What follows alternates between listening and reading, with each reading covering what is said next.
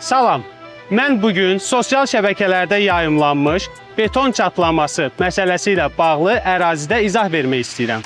Videoda gördüyünüz hissə binanın əsas konstruktiv beton döşəməsi deyil.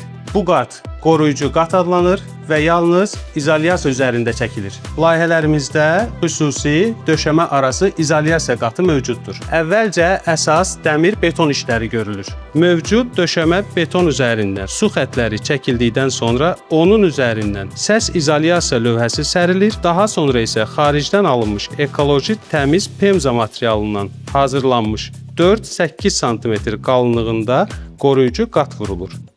Xüsusilə qeyd etmək istəyirəm ki, pemza vulkanik mənşəli təbii materialdır. Hətta məişətdə belə istifadə edilir. Ekoloji təmiz olması, səs və istilik izolyasiyası funksiyası, yanğına davamlılığı onun əsas üstünlüyüdür. Bundan sonra döşəməyə parket və yaxud laminat vurulmadan əvvəl həmin qoruyucu qat üzərindən hamarlayıcı beton qatı, yəni ağıllı şap materialı istifadə olunur. Bu qat döşəmənin tam hamar vəziyyətə gətirilməsi üçündür.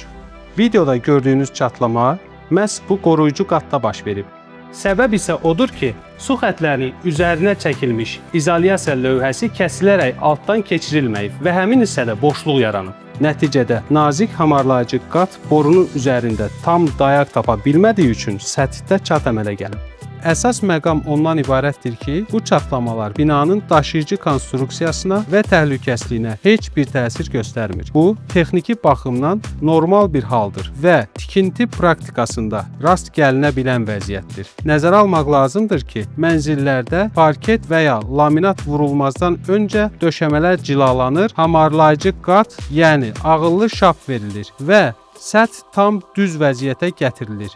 Yəni, yayılan videoda göstərilən çatlar binanın keyfiyyəti və dayanıqlığı ilə bağlı deyil, sırf izolyasiyanın üzərinə çəkilmiş qoruyucu qatla əlaqədardır. Sakinlər əmin ola bilərlər ki, binanın konstruktiv beton hissələri tam təhlükəsizdir.